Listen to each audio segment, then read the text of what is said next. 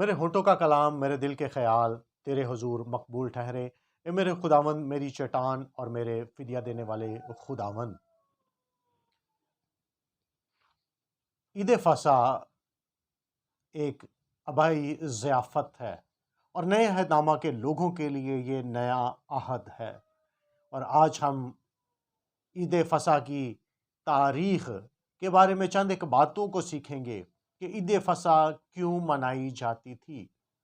لیکن نئے عہد نامہ کے لوگوں کے لیے یاد رکھنے کی بات ہے کہ یہ نئے عہد کی عید ہے۔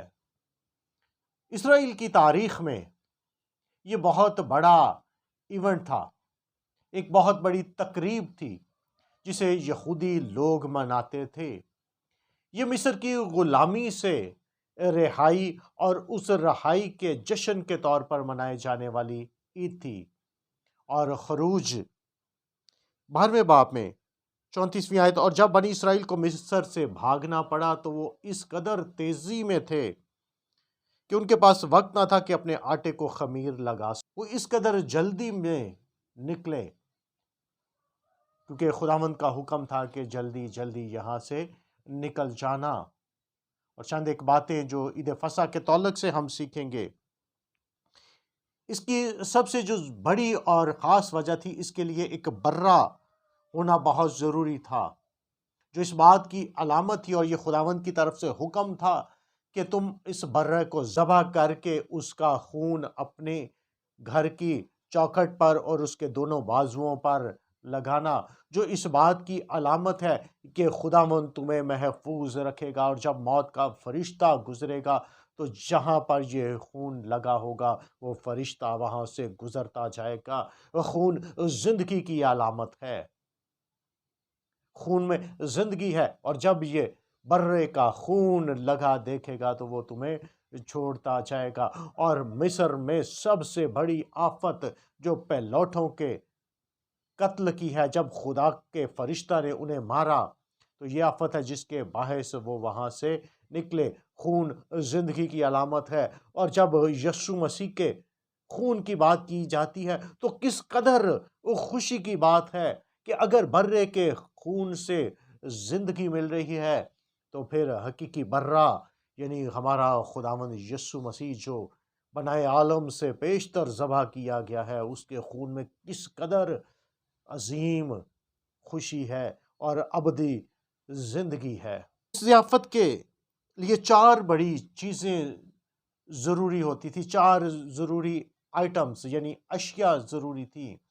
جو وہ اپنی اس ضیافت میں رکھتے تھے۔ سب سے پہلے نمبر پر ہے نمکین پانی، جو اس بات کی یادگاری تھی کہ ان کے آنسو جو انہوں نے مصر کی غلامی میں بہائے تھے، وہ کس قدر دکھ اور تکلیف میں تھے کہ انہیں غلامی میں رہ کر مصریوں کے لیے کام کرنا پڑتا تھا۔ اور دوسری بات کہ کس طرح سے خدا انہیں اپنے زور بازو سے بحرہ کلثم میں سے نمکین پانی کے سمندر میں سے نکال لایا۔ وہ نمکین پانی اس لیے رکھتے تھے اس بات کی یادگاری کے طور پر۔ دوسری چیز کڑوا ساگ پات۔ ہم ساگ پات کی بات کرتے ہیں تو جہاں پر عید فصح کے تعلق سے بات کی جاتی ہے تو وہاں پر کڑوا کہنا بے حد ضروری ہے، کیونکہ وہ صرف ساگ پات نہیں تھا بلکہ اس میں سلاد کے پتے، لال مولی اور چکوری اور کانسی کو مکس کیا جاتا تھا تاکہ ساگ کے کڑوے پن کو ظاہر کرے۔ اور تیسری بات، ایک پیسٹ بنایا جاتا تھا جس میں سیب، انار اور ڈرائی فروٹس شامل کیے جاتے تھے، جو اس وقت کے انہیں اینٹیں بنانے کے وقت کو جب وہ گارا بناتے تھے کہ کس قدر وہ غلامی کی حالت میں رہتے تھے، اور وہ انہیں اس بات کی یاد دلاتا تھا کہ وہ کس طرح سے گارا بنا کر محنت کرتے تھے۔ اور چوتھی بات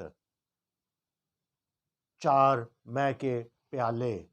جو خدا کے 4 وعدوں کو یاد کرتے تھے کہ خدا نے ان کے ساتھ 4 وعدے کیے ہیں، اور خروج کی کتاب 6 باب کی 6 آیت میں ہم خدا کے ان 4 وعدوں کو جو خدا نے ان کے ساتھ کیے تھے کہ مصر کے بوجھوں کے نیچے سے تمہیں نکال لاؤں گا، تم جو مصر میں بوجھ تلے دبے ہوئے، میں تمہیں ان کی غلامی سے نکال لاؤں گا، ان کی غلامی سے آزاد کروں گا، تمہاری غلامی جو ہے وہ غلامی آزادی میں بدل جائے گی، اور خدا نے ہمیں آزاد رہنے کے لیے پیدا کیا ہے، ہمیں غلامی سے رہائی بخشی ہے۔ اور تیسرا وعدہ، اپنا ہاتھ بڑھا کر اور ان کو بڑی بڑی سزائیں دے کر تمہیں بچاؤں گا، اور خدا نے اپنا ہاتھ بڑھا کر اور مصریوں کو بڑی بڑی آفتوں کے ذریعے سے سزائیں دیں اور اپنے لوگوں کو ان کی غلامی سے نکال لایا۔ اور چوتھی بات کہ میں تمہیں رہائی دوں گا، اور یہ خدا نے 4 وعدے جو اپنے لوگوں سے کیے تھے ان کو یاد آتے ہیں کہ مصر کی غلامی میں جب وہ تو کس قدر دکھ اور تکلیف میں تھے۔ ہم مسیحی ایماندار عید فصح نہیں بلکہ نئے عہد کی عید مناتے ہیں، کیونکہ ہمارا بھی فصح یعنی مسیح خداوند قربان ہوا ہے، کیونکہ خداوند یسوع مسیح نے جس رات وہ پکڑوایا گیا اور روٹی لی اور شکر کر کے توڑی اور شاگردوں کو دی اور کہا یہ میرا بدن ہے جو تمہارے لیے دیا جاتا ہے، اور کھانے کے بعد اس نے پیالہ لیا اور شاگردوں کو دیا کہ یہ میرے نئے عہد کا وہ خون ہے جو تمام گناہگاروں کے لیے بہایا جاتا ہے، اور ہمارا فصح کا برہ یعنی خداوند یسوع مسیح قربان ہو گیا ہے، اور اس کے خون کے وسیلے سے ہماری مخلصی اور نجات ہے، اور ہم اس کے خون کے وسیلے سے اس نئے عہد کی عید مناتے ہیں۔ اور خداوند کا فضل اطمینان آپ پر ہو، اور آپ کو نئے عہد کی عید